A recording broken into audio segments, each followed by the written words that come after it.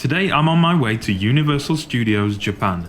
I'm going to meet my friend Beau, and we're going to visit Super Nintendo World and then Donkey Kong Country, which only opened yesterday. It's a brand new area from the world of Nintendo, and we're pretty excited to see it. This is the train to Universal City, bound for Sakurajima. Once I'd arrived at the Universal City station, I met Beau and we headed for the entrance to the park. Beau is one of my mates from back home and was a big Nintendo fan growing up, just like I was.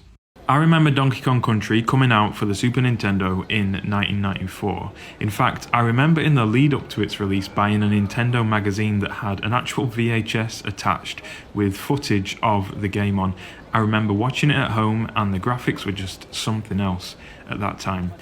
Then I remember Diddy Kong Racing coming out in 1997. It was a lot like Mario Kart 64, but there were levels on it where you could fly in planes, and we just couldn't believe that. And then much more recently, I've really been enjoying going back and listening to the DK soundtracks. Some of the music on those games is just sublime, and needless to say, we're both excited to visit Donkey Kong Country today.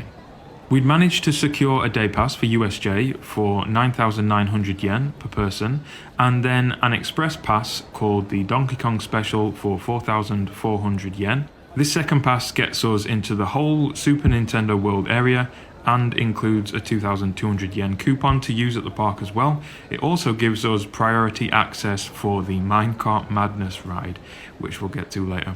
So once we'd had our bags inspected and showed our day pass, we were inside in this area that's basically modelled on Hollywood.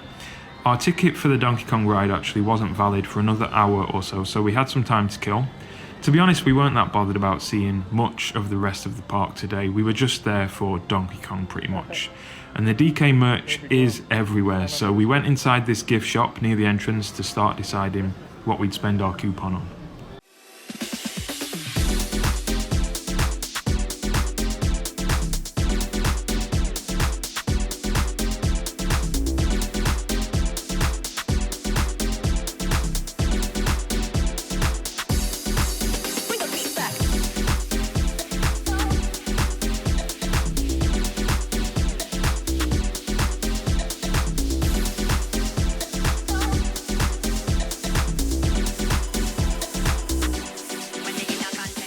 So then we found a map that showed we wanted to get towards Super Nintendo World and Donkey Kong Country in the bottom right.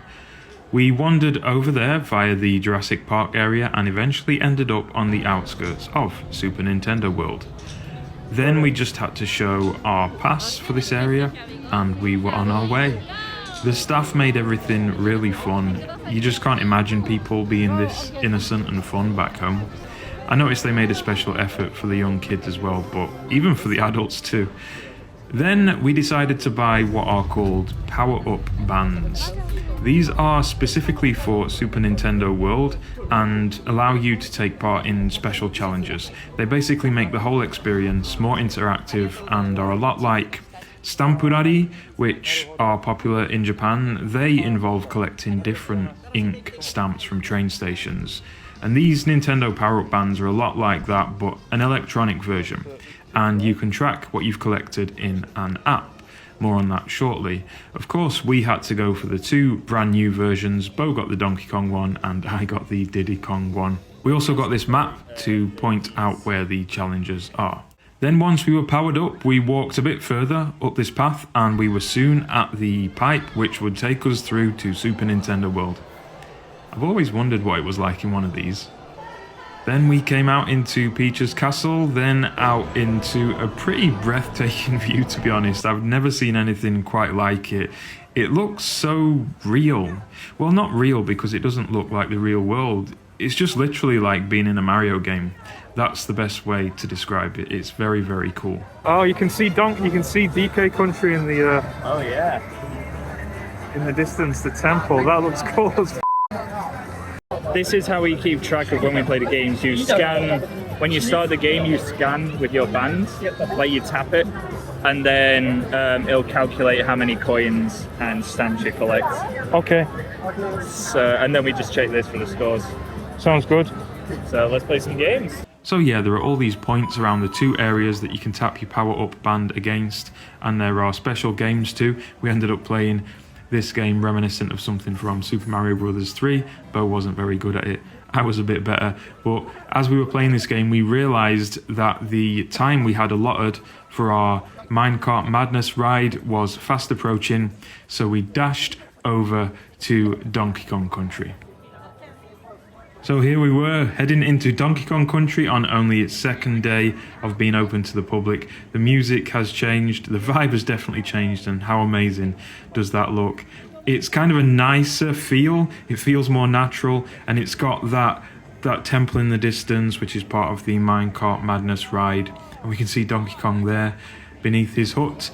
And as I said, we didn't have too much time to waste, so we headed over to the Minecart Madness ride, and because we had the express pass, we were able to go in the priority lane, which was really great. I think on the sign on the front it said that there was a 100-minute wait when we went in. I guess that's for these other people in the other queue. For us, it was no more than 20 minutes, I don't think, which was fine, and they make the inside of these things really interesting, and there's a little place to tap your power up band too.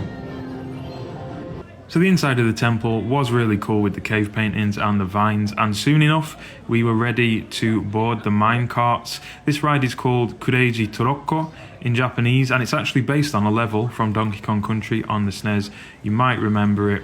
It's a really cool level, and this ride does an amazing job of replicating the feel of that level.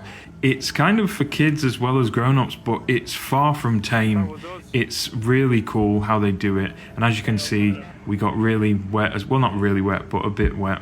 We are going to mention a couple of spoilers here, just a heads up. During the ride, when you start off at the top, there's a separate track going that way. For a minute, I thought the people in front of us got redirected. And so I was very confused of why we were going straight forward and they were going left.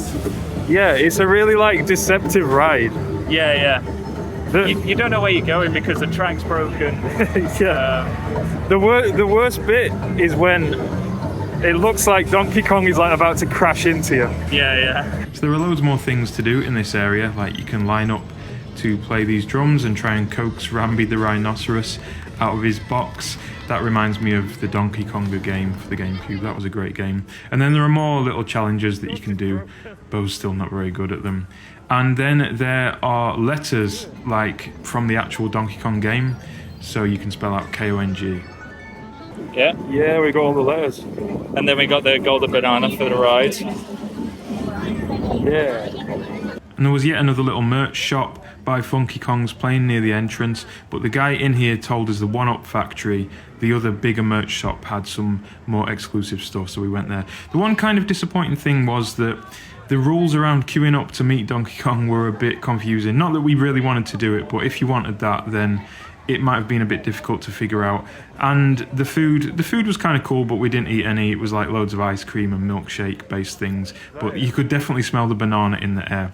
But this was the main merch shop back in the Mario area that we came to, and we did find some more kind of exclusive stuff that we hadn't seen yet, like boxer shorts. Do you want a new wallet? Whip that out. Oh, let me just get my change.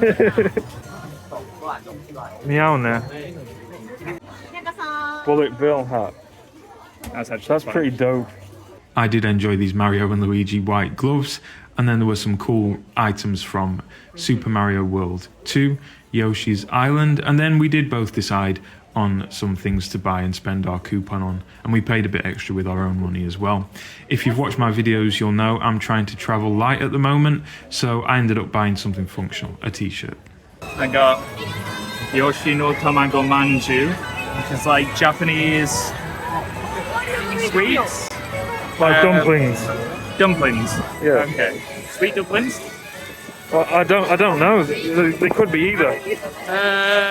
Yeah, they've got a lot of sugar in it. Omiyage. Omiyage, yeah. Bring back gifts, usually in sweets, Yeah. which can be very expensive. And then you've got a little I got a little mushroom. Yeah.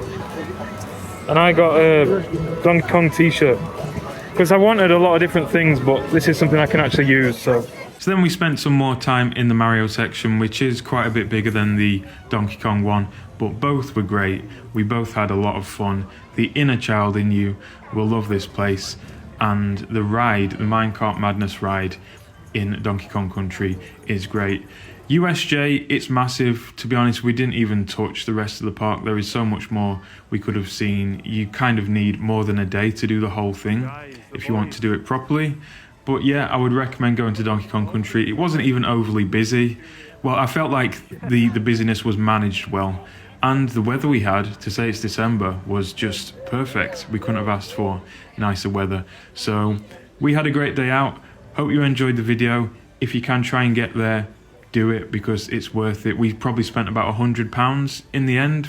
Partly that's down to the cheap yen, but it's probably going to stay cheap for a while.